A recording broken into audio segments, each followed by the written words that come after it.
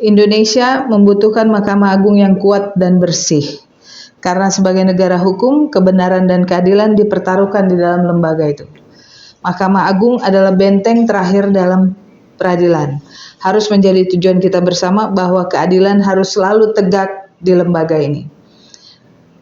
Polisi bisa salah, jaksa juga bisa misleading dalam satu proses penuntutan. Tapi yang tidak boleh salah adalah pengadil, yaitu hakim. Dalam hal ini adalah Mahkamah Agung. Karena nasib hitam putih, mati hidup seseorang ditentukan oleh putusan pengadilan. Untuk itu, Indonesia harus punya Mahkamah Agung yang kuat dan bersih. Untuk membahas hal tersebut, bersama saya malam hari ini adalah kakak saya, Dr. Randa Risma Situmorang SHMH, di mana beliau adalah seorang advokat yang tangguh, eksavator, dan juga pemerhati terkait dengan hukum di Indonesia. Apa kabar kakak? Baik, selamat malam sekalian, hukum ini sukses ya. Sukses. Nah, berkat doa kakak dan udah support punya peralatan baru dan semua uniform baru, sukses dan semangat baru. Dan kami teman-teman, kami nggak akan sampai di titik ini kalau tanpa support dari beliau ya. Karena media itu adalah corong untuk juga memperoleh keadilan dan juga kemanfaatan.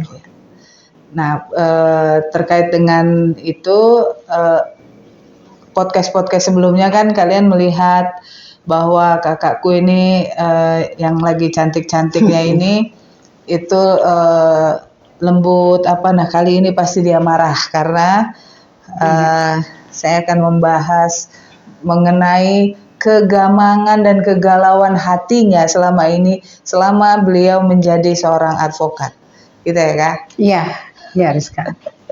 Kak, sekarang kan lagi rame. Iya, yang itu ya. OTT, terus ada hampir 1T. 1T ya. Ya itu belum lagi emasnya ya. Iya, belum lagi emasnya. Itu kita cari duit susah, dia gampang banget kak ya. Iya. Ya. Kak, kepercayaan publik akan nasibnya kan pertaruhkan di pengadilan. Iya.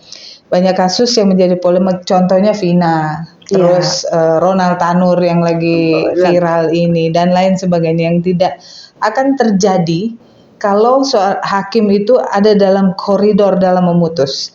Bagaimana kakak melihat kondisi hukum di negara kita ini pasca dilantiknya presiden baru?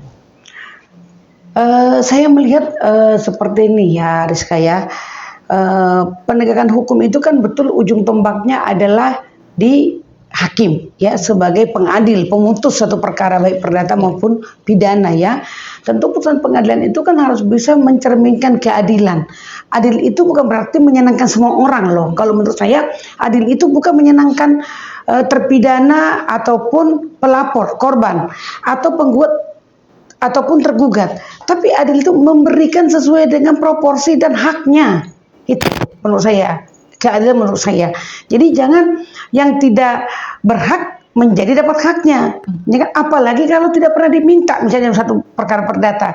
Dan sebaliknya, dalam perkara pidana, yang pantas dikatakan itu terbukti sebagai suatu perbuatan pidana, ya jangan dibebaskan atau dikatakan tidak terbukti atau ini perdata onslah dengan segala macam cara. Karena ketika hakim sudah memutuskan, that's the law katanya. Itu harus kita hargai, betapa pahitnya pun itu.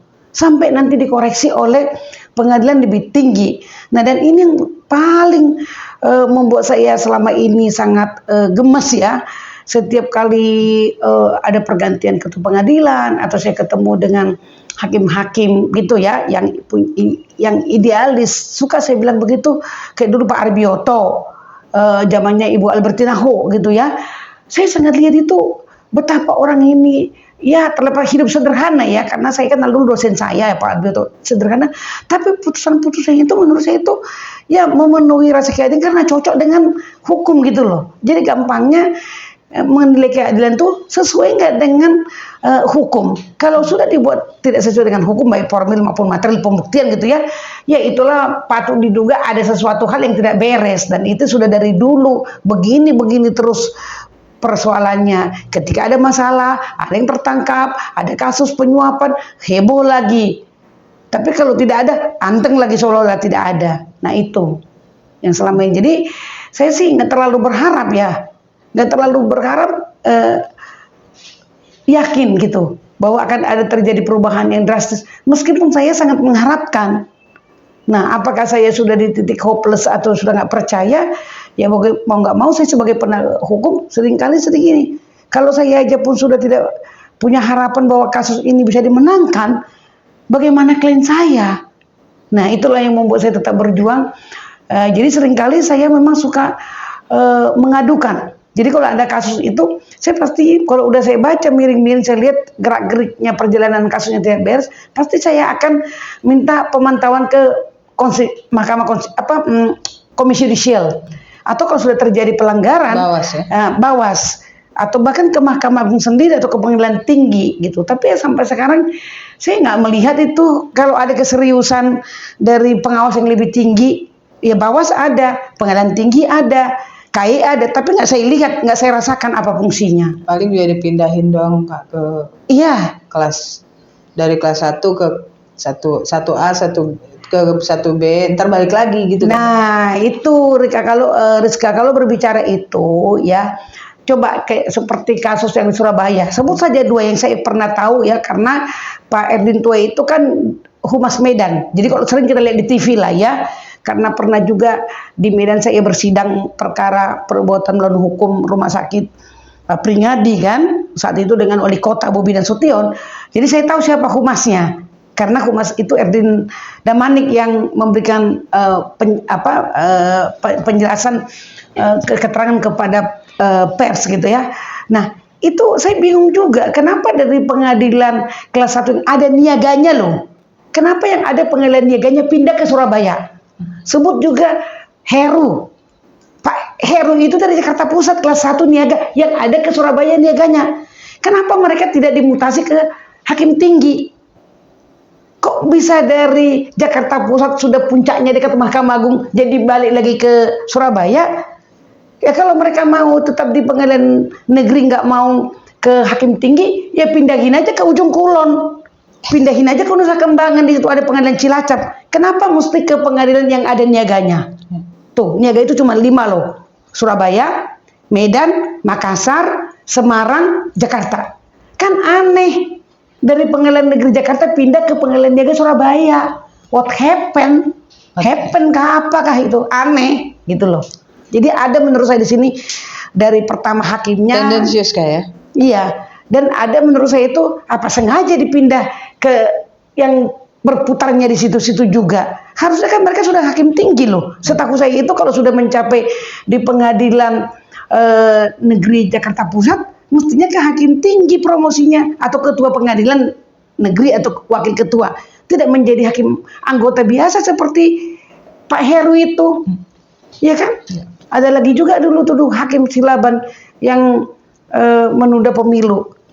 Ya kan? Itu juga dulu pernah saya adukan di Medan. Karena kenapa Rizka? Orang meninggal mati, nyawa hilang, seorang ibu rumah tangga yang oksigen kosong, yang pernah rame di Kompas punya programnya Rosi itu. Saya diminta Rosi untuk membela, saya bela. Terbukti perbuatan melawan hukum, tapi dihukum memberikan uang kerohiman 25 juta. Saya lapor ke Pengadilan Tinggi, saya lapor ke Mahkamah Agung. Kalau perbuatan melawan hukum pastinya ganti rugi, bukan kerohiman. Tapi yang ada orangnya pindah, tiba-tiba saya ketemu, saya lihat ada di Jakarta Pusat. Syukur-syukur dibuang sekarang ke Jambi. Nah itu kenapa? Saya selalu juga pikir Tuhan itu tidak tidur ya, kalau orang nggak benar, nggak bikin adil, ya nanti datang sendiri keadilannya. Saat itu saya ngenes Rizka. Saya membela yang beda suku, beda agama dengan saya karena rasa kemanusiaan. Dan itu pro bono di saat-saat COVID. Saya sangat sedih ketika dihukum cuman diberikan kerohiman 25 juta. Saya hitung biaya saya ke Medan, tiket saya pulang pergi, naik Grab dari airport ke Pengadilan Medan, membela keluar miskin. Jangankan BPJS, dia pakai Jankis. Saya bela itu, tapi hakim bisa memberikan keadilan cuma 25 juta rupiah, dan itu disebutkan uang kerohiman. Sampai sekarang tidak juga dieksekusi di Pengadilan Negeri Medan. Nah yang hal-hal gitu, ini saya kasih nih. Saya sudah nih laporan saya dulu tentang mafia tanah yang terjadi di Kemang.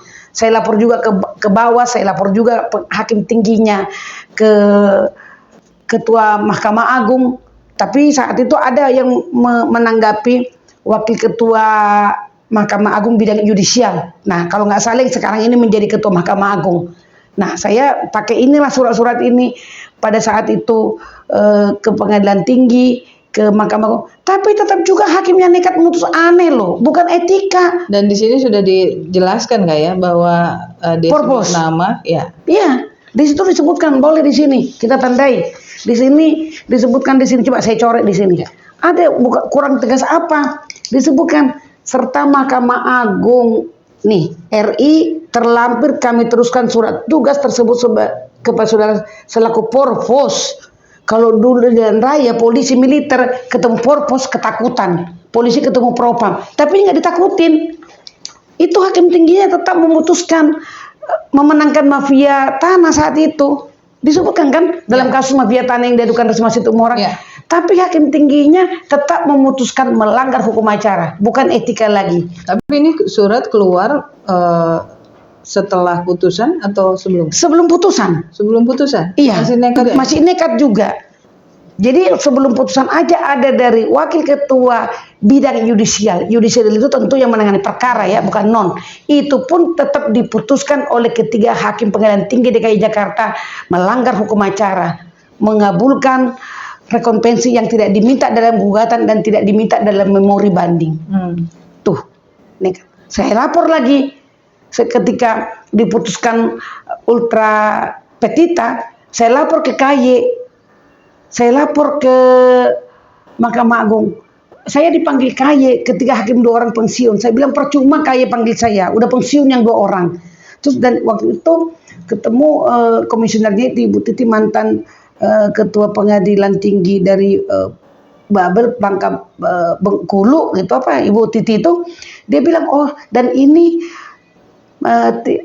sudah termasuk mengenai substansi perkara. Kalau substansi perkara itu bukan ranah KY. Lah jadi saya bilang, lah jadi yang mana, kemana harus kita laporkan kalau ada hakim melanggar hukum acara. Nah jadi hal-hal gini terus kan dari saya dulu sering kali melaporkan hakim-hakim itu ke KY, ke Bawas dan juga ke Mahkamah Agung. Tapi belum pernah saya lihat ada yang mendapat sanksi gara-gara pengaduan saya. Dan mereka jelas-jelas melakukan pelanggaran hukum acara loh. Cuman memang saya nggak membuktikan. Saya selalu bilang patut diduga ada permainan entah apa di sini. Saya nggak bisa membuktikan karena saya nggak punya barang bukti. Permainannya ya, kalau barang bukti pelanggaran itu ada, keanehan, kejanggalan itu ada. Tetapi barang bukti yang seperti yang kejadian sekarang ini, apa permainan uang kah, permainan koneksi apa, saya nggak punya bukti gitu. Tapi saya hanya melihat aja keanehan dari putusan itu. Ya.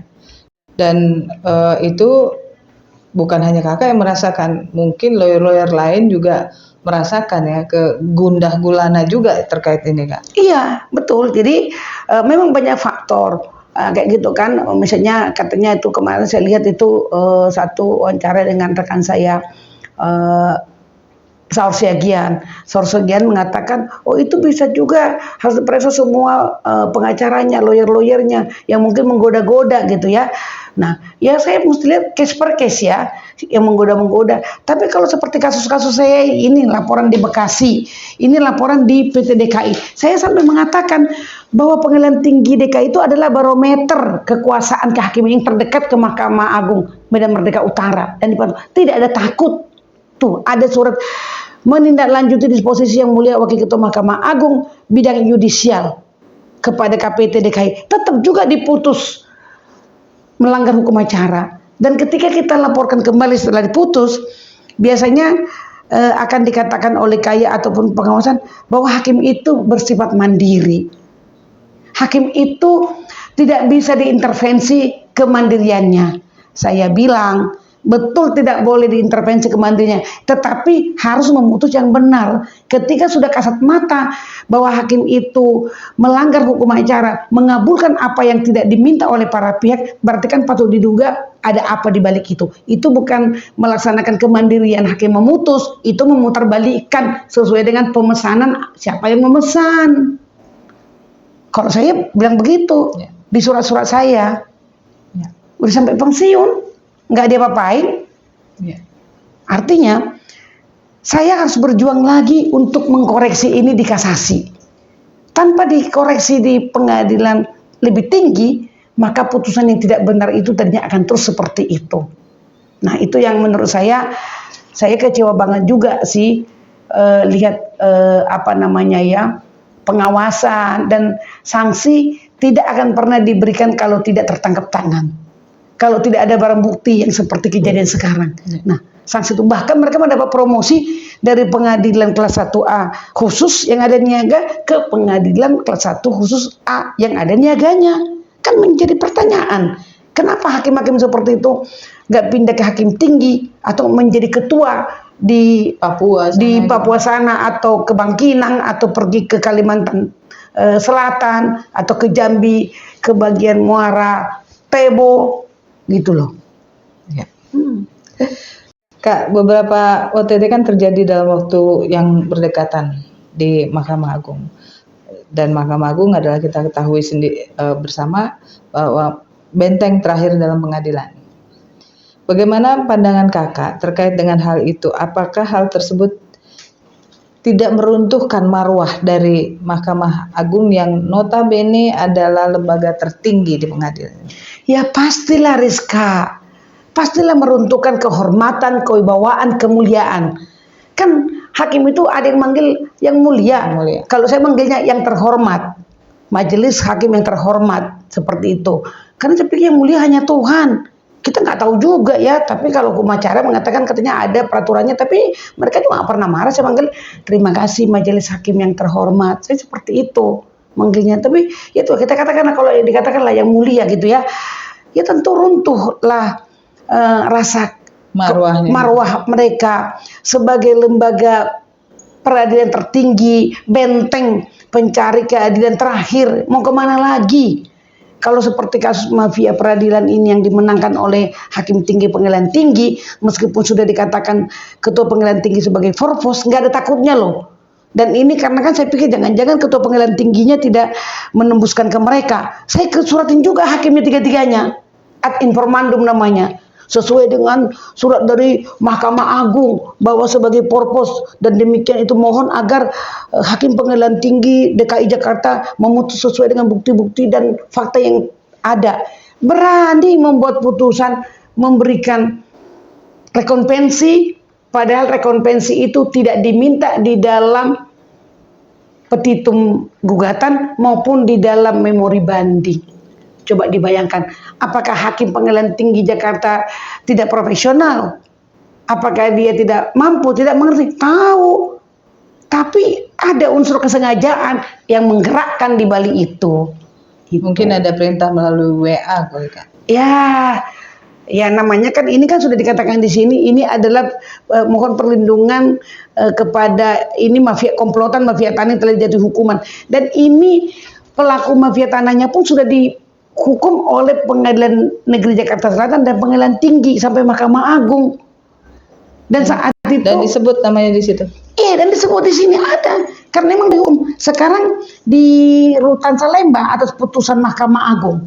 Orang ini sekarang ini ada di Rutan Salemba. Dan saat itu mafia tanah ini mengganti pengacaranya. Ya, katakanlah rekan PH yang pernah dihukum oleh Pengadilan Tinggi sampai Mahkamah Agung, mengganti PH-nya yang pernah dihukum dalam kasus mafia hukum. Jadi kan udah bener lah seperti kata Pak Profesor Dr. Asep Irawan yang dari hakim tidak menjadi hakim itu. Udah pusing kita kalau tidak ada keseriusan. Ini loh boleh nanti dikonfirmasi. Ya. Ini boleh dikonfirmasi, ini perintah dari Mahkamah Agung sendiri pun tidak ditakuti oleh hakim tinggi DKI Jakarta dan tetap nekat memutus di luar nalar.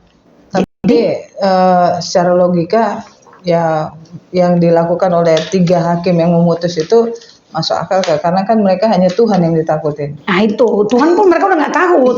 Kalau mereka takut Tuhan tentu mereka tidak akan membuat putusan yang tidak adil kan. Jadi maksud saya nggak beda lah mungkin ya seperti hakim yang 3 orang OTT di Surabaya itu sudah nggak ada ditakutinya, sudah nggak ada yang ditakutin, sudah biasa mungkin bermain seperti itu. Dan salah satu itu pernah loh yang dari Jakarta Pusat pindah ke Surabaya, pernah kami adukan memeriksa permohonan Yayasan PGI Cikini, diputus 13 bulan. Itu hanya permohonan 13 bulan. Padahal kan itu permohonan bukan sengketa. Permohonan diputus 13 bulan. Dan ketika kita laporkan ke ketua pengadilan, ke Mahkamah Agung, tidak ada juga tindakan. Yang ada tiba-tiba yang bersangkutan dari Surabaya. Ya jadi bisa apa? Hanya bisa telan ludah kan Rizka. Jadi kalau saya sebagai advokat ya, kembali lagi ya saya mengharapkan ya tentu Mahkamah Agung ya sudah runtuh dari puing-puing keruntuhannya itu ya harus tegak berdiri lagi lah. Tidak bisa menyerah begitu saja kan. Ya. Kak, penangkapan OTT ini itu kan merupakan jawaban betapa bobroknya hukum di negara kita. Apa pendapat kakak terkait hal itu?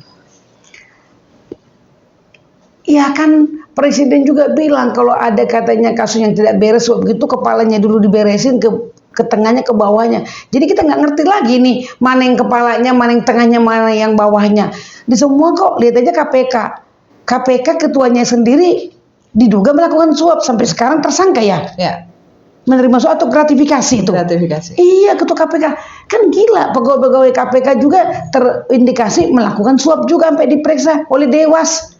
Jadi saya nggak ngerti kalau Mahkamah Agung nggak lihat aja Mahkamah Konstitusi. Dulu ada Pak Akil Mukhtar, ada Pak Triarsya Akbar, Mahkamah Konstitusi yang begitu, mestinya marwahnya luar biasa, adalah negarawan, nggak mempan juga dari godaan, Ya. semua jadinya kan, jadi nggak di mana-mana Rizka, jadi gimana ya kalau begini ya, saya jadi ketawa aja, jadi saya hanya nontonin aja, ya ampun. Kakak nggak ngitungin emas itu yang di preskon kan dilihatin. Iya saya berpikir, saya Rizka pengacara begini aja 10 miliar cash aja saya nggak pegang loh. Nggak cash gitu maksudnya ya, lain aset gitu ya. Nah, kalau seperti kantor ini tahun berapa lah udah beli ini masih 1,2 zaman dulu disewakan lagi dapat uang gitu ya. Ini saya hanya pikir ya ampun itu uang bagaimana banyaknya. Saya nggak pernah lihat, seumur hidup saya baru lihat di TV itu. Nggak pernah. Jadi bilang bisa dibayangkan ya uang-uang itu begitu mengerikannya dari kasus-kasus. Dan ada yang tidak adil, ada yang berlumuran darah, ada yang dari tangisan orang kecil, ya itu saya nggak bisa kebayangkan, nggak membayangkan pun saya nggak sanggup, nggak sanggup. Ya. Kak, tapi banyak yang mengatakan OTT ini adalah kan juga diizinkan, pasti kan itu terjadi karena diizinkan oleh pimpinan atau presiden atau whatever apapun itu. Apakah menurut kakak ini MA lagi bersih-bersih? Ya kalau saya katakan ya, saya nggak tahu persis Rizka ya, kan saya nggak di dalam. Tetapi kan ini kan bukan MA yang membersihkan loh, ingat itu Kejaksaan Agung loh. Dan ingat yang dipermalukan itu kan pihak penuntut ketika itu terdakwa yang di Surabaya Ronald Tanor ya namanya ya. Itu kan dinyatakan bebas. Dengan kasat mata DPR udah marah, semua masyarakat udah marah karena bukti-bukti jelas CCTV. Saya tidak melihat berkas ya, tapi kan melihat mereka waktu diperiksa di DPR gitu ya. Dengan seperti itu yang ditampar itu kan pihak kejaksaan. Nah makanya tentu pihak kejaksaan lah di sini yang sudah gemes banget, yang sudah gedek, yang sudah kesel banget, makanya dia tangkap sendiri kan ya. Kan ada juga permasalahan tuh seperti Prof Gayus, kenapa bukan KPK? Ya kelamaan Prof. Kalau tunggu KPK ya nggak KPK aja di mana ketuanya. Ya. Kan Prof Gayus mengusulkan harusnya nggak begitu. Kalau pakai harusnya nggak akan terjadi. Pakai dulu izin, misalnya izin dulu Ketua Mahkamah Agung, izin dulu Presiden kalau ditangkap siapa, nggak jadilah. Ya memang harus seperti ini caranya. Ya, harus kayak gini. Oh harus kita dukung dong. Kejaksaan, Mahkamah Agung harus kita dukung supaya sampai satu ketika negara hukum itu betul-betul bisa dirasakan dan dinikmati oleh semua pencari keadilan, gitu loh. Kalau saya bilang itu apa itu ya, ngono ojo ngono boya ojo ngono, kebangetan banget. Itu kasus Surabaya itu ya, darah yang tumpah loh. Terlepas apa dilindas, terlepas bagaimana cara, ada yang meninggal darah, tangis darah, gitu kan? Kok nggak ada sensitivitasnya hakim? Masih beda penggelapan pembunuh. Saya nggak membenarkan ya. Penggelapan penipuan lah misalnya. Ini darah. Itu bisa terjadi kepada keluarga kita, kepada keturunan kita. Kok nggak ada takutnya hukum karma? Itu yang udah nggak habis pikir di kepala aku. Di mana hati nuraninya seorang hakim? Jadi apakah pantas misalnya mereka itu dibilang hakim pengadil wakil Tuhan? Enggak lah. Nggak pantas lagi, nggak ada hati nurani. Hakim itu kan mesti wise, bijaksana, punya nurani, punya keadilan, dan punya empati. Meskipun tidak mesti harus membenarkan ya. Salah, katakan salah, salah hukum yang benar, berikan keadilan seperti itu. Bukan jadi membabi buta, membenarkan yang salah, atau nanti sebaliknya menyalahkan orang nggak salah disalah-salahin. Ya kan? Kayak dulu kasus Brigadir J itu.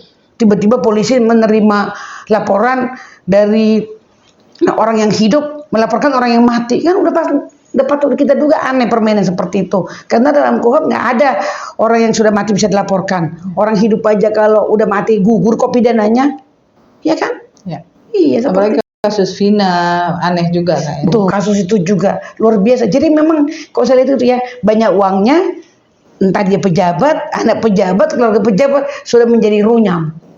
Ya kan, tapi ya itu memang saya percaya, makanya saya sampai sekarang masih semangat tidak gantung toga, karena saya yakin kebenaran itu tidak bisa ditutup-tutupi. Itu yang saya punya keyakinan, kebenaran itu. Tapi pada saat ada beberapa case yang tidak mendapat kebenaran keadilan, saya sudah hands up, ya Tuhan, saya sudah melakukan bagian saya, karena saya tidak bisa memberikan keadilan bagi orang. Saya bukan hakim, tapi saya hanya bisa memperjuangkan kebenaran dan keadilan buat mereka.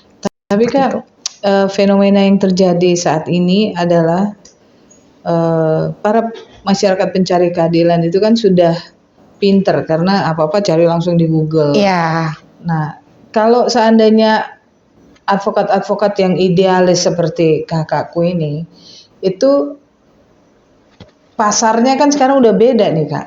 Ya. Pokoknya klien itu minta, pokoknya Bu Risma, saya maunya menang. Nah itu kakak gimana? Oh kalau saya selalu Rizka, banyak kan nanti kesaksian saya selalu mengatakan, Bapak tidak kuat hukumnya, ya kan? Bapak kuat hukumnya. Saya selalu mengatakan, mau dia pakai saya atau nggak dia pakai, dan selalu bilang, Ibu jamin saya menang nggak? Saya tidak bisa jamin menang karena saya bukan yang memberikan keputusan, tapi saya bisa jamin saya akan selalu memikirkan dan berusaha yang terbaik. Bapak tunjuk saya atau Ibu dua, misalnya penasihat hukum atau pembela, saya akan melakukan 2, 3, 4, 5. Mungkin saya akan surat ke DPR, ke Kompol. Oh saya begitu sekarang dalam membela ini, membela anak yatim piatu ini pro bono loh di Kemang, mafia tanah ini. Kalau bukan karena saya bersurat kemana-mana, ke Kompolnas, ke Karwasidi, Bareskrim, bolak-balik ke Satgas Mafia Tanah, ini sudah lama di SP3 pidananya dan perdatanya sudah dikalahkan. Karena waktu di pengadilan tinggi itu anak-anak korban mafia tanah ini, almarhumnya kan udah meninggal ibunya, itu malah dihukum untuk membayar 7,8 miliar kepada mafia tanah untuk hal yang tidak pernah diterima ibunya. Jadi seolah-olah ibunya itu ada pinjam uang, terus dengan pinjam meminjam ini entah bagaimana ditentangani oleh ibunya, padahal tanda tangan ini sudah dilapkrim, dan saya kawal itu sampai ke Sentul, ada di situ laboratorium kriminalistik, dan itu non identik sampai sekarang pun di Polda Metro Jaya sekarang pernah ikut ke sana. Sampai sekarang belum ditetapkan tersangka. Hari ini saya membuat surat ke Komisi 3 sama ke Ketua DPR karena saya lihat Habibur Rahman itu lebih agak-agak concern. Mungkin sekarang karena baru dilantik ya, mudah-mudahan tidak baru Pak Habibur Rahman ya. Karena banyak saya lihat kasus-kasus masyarakat yang menjadi perhatian dan dibahas RDP tadi dengan Kapolda Kalteng, ada beberapa kasus sudah. Jadi tadi baru kayak mengirim surat ke DPR juga. Dan kasus Kak Risma membela korban mafia tanah itu sudah berulang tahun, 3 tahun ya? Itu sudah dari tahun 2001, jadi 4 tahun. Itu saya sudah mengadu ke Kapolri, tidak ada juga efek. Karwasidik sudah 5 kali bikin surat ke Polda. Saya juga mengadu ke Kompolnas dari Benny Mamoto dan zamannya Pak Mahfud MD. Kompolnas itu ada beberapa kali surat ke Polda, dan saya juga sudah ke Propam, ke Satgas, tidak mempan juga sampai sekarang belum juga penetapan tersangka. Padahal mafia tanah itu sekarang berada di rutan Cipinang untuk hal yang sama, mafia tanah tetapi korban yang berbeda. Jadi betapa terasanya ya melawan mafia itu sebegitu beratnya, Rizka. Tapi itu tadi, saya selalu berkeyakinan kebenaran itu akan terungkap pada satu ketika.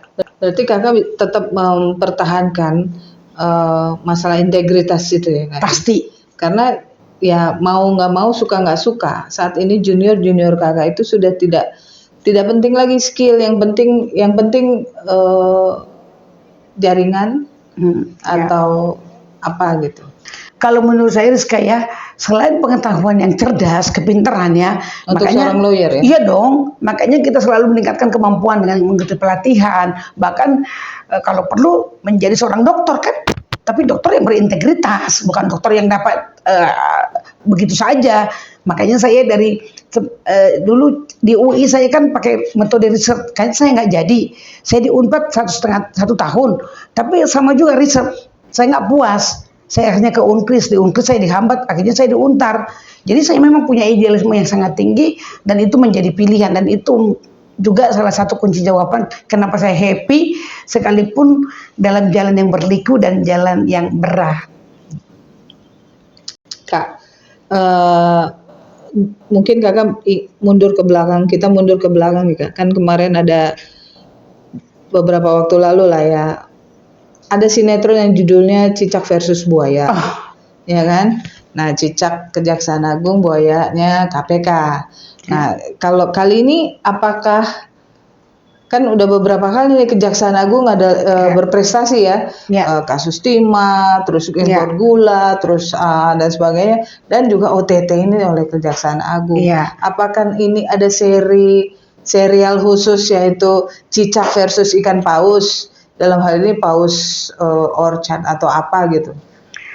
Ya saya nggak tahu persis Rizka ya, tapi kalau di pandangan saya ya, apakah dia dibilang paus, cicak, atau ikan teri, selama dia menjadi lembaga penegakan hukum ya, terutama garda-garda terdepan yaitu yudikatif, Mahkamah Agung, tentu kepolisian dan juga kejaksaan, bahkan advokat sebagai pilar penegak hukum ya harus bersatu padu untuk itu tadi membereskan ketidakberesan ini gitu ya.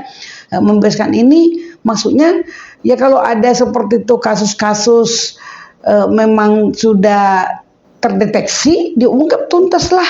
Seperti itu kan, dari mana itu ZR itu mendapatkan 920 miliar sesuai dengan di TV dan itu, termasuk dan emas 51 kilo, diusut dari mana, siapa, perkara yang mana? Masa nggak ingat? Perkaranya pasti ingat.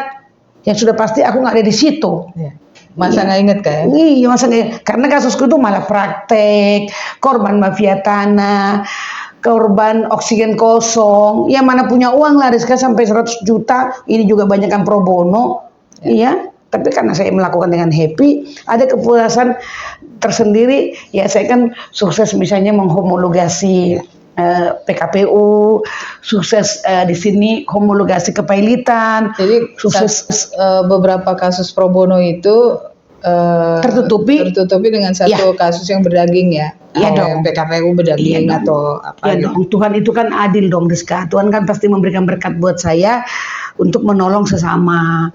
Dan ketika saya mendapatkan itu dari profesi saya kurator, ya tentu kan ada yang saya sisihkan untuk fungsi sosial saya, CSR lah untuk sosial saya. Dan itu disisihkan juga untuk hukum ID. Iya, untuk semua lah, gitu loh. Iya. Kak, apa yang mau kakak sampaikan untuk presiden kita yang baru, bahwa kita mundur dulu ke belakang nih Kak, bahwa yang terdahulu, maksudnya di pemerintahan yang terdahulu, jangan kita tendensius ke satu orang ya, misalnya presidennya, di kepemimpinan era yang terdahulu, hukum itu kan suka nggak suka, mau nggak mau itu kan terkesan itu hukum tidak berdiri tegak dan agak nyender atau condong ke samping katanya. Terus kalau menurut kakak? Ya saya tentu berharap ya. Saya tentu berharap meskipun tidak yakin ya, berharap itu kan tentu dong, kalau enggak udah hopeless, udah enggak berhenti. Tapi nggak yakin. Udah gantung toga saya sebagai advokat, tapi saya nggak yakin ya.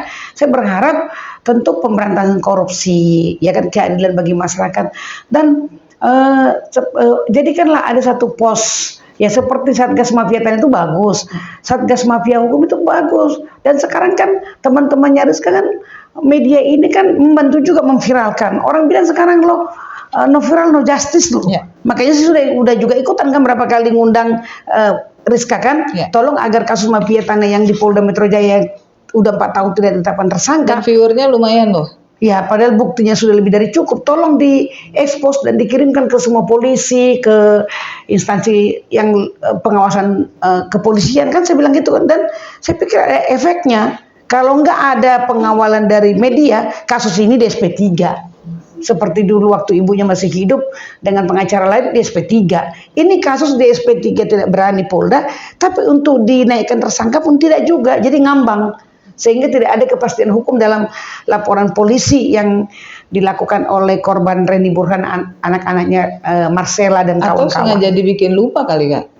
Lupa tidak? Dia pikir kakak lupa gitu. Paling juga ntar Bu Risma lupa nih Lupa baru tidak? SP3 gitu. Enggak, Lupa tidak, karena mereka akan gerah. Karena mereka setiap hampir sebulan itu pasti ada yang saya surati. Apakah Kompolnas, apakah Karwasidik. Hari ini aja kita lapor ke Satgas Mafia Tanah, ke Karwasidik Pak Iwan Kurniawan.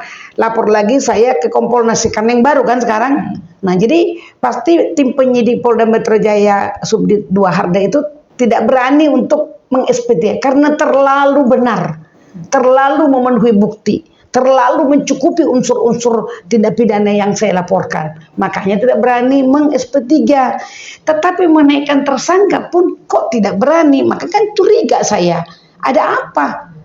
Kasus saya yang sama seperti ini di kasus 167 penipuan penggelapan di Polda Jateng sudah inkrah. Udah disidangkan di Pekalongan dan putusan pengadilan tinggi sudah turun dan terdakwa terpidana tidak mengajukan kasasi. Jadi satu kasus di Polda Jawa Tengah sudah inkrah dengan waktu yang bersamaan membuat laporan polisi, tapi di Polda Metro Jaya masih jalan di tempat, masih terus nggak tahu apa yang dikerjakan, sudah gelar perkara. Saya hadir, Marcella korban malpraktik datang, salah satu mafia tanahnya pun ada. Kita katakan kalau beli mana pembayarannya, mana buktinya. Kalau ada datang ke kantor notaris, mana foto-foto berhadapan dengan notaris. Tidak ada. Dan itu peserta gelar perkara nggak tahu apa hasilnya. Kok tidak ada hasilnya sampai sekarang? Tidak menetapkan tersangka. Nah ini jelas. Jadi memang saya bilang kasus-kasus mafia hukum, mafia tanah ya nggak di mana aja ada sih. Ya nggak di kepolisian, di kejaksaan juga mungkin ada ya, karena nggak terungkap aja. Dan di pengadilan ada, belum terungkap.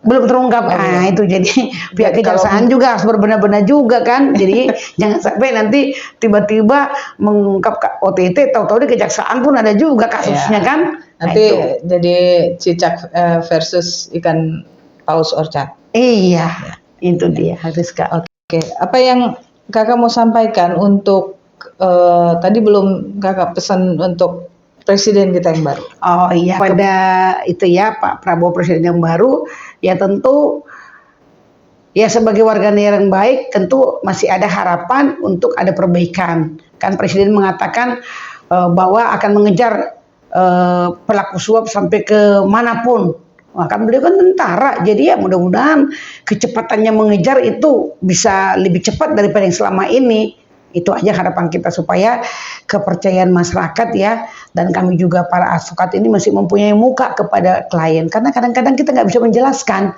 Saya jadi bingung kalau putusannya jadi aneh, kalau kasus seperti ini di Polda Metro Jaya terseok-seok tidak juga penetapan tersangka 4 tahun. Ketika ditanya klien, saya selaku advokat menjadi bingung menjelaskan, ya kan, karena saya nggak mungkin menuduh ada permainan ini dan itu, tapi yang jelas faktanya perkaranya tidak sesuai dengan rule-nya gitu. Jadi ya semoga pemerintahan yang baru konsisten dan jangan tebang pilih. Siapapun yang melakukan korupsi, siapa melakukan tidak adilan yang harus diberikan ganjaran itu. Dan hukum diharapkan agar tajam ke kedua belah pihak ya, jangan tajam ke bawah, tumpul ke atas gitu. Iya, betul Rizka. Jadi ada prinsip mengatakan biar langit runtuh, hukum tetap harus tegakkan. Kalau negara sudah tidak lagi red state, negara hukum, mau jadi negara apa kita? nggak mungkin kita kembali ke negara jahiliyah kan.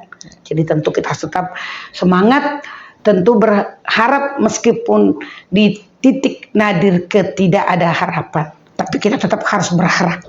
Berharap walaupun titik nadir. Yes, seperti itu. Ya.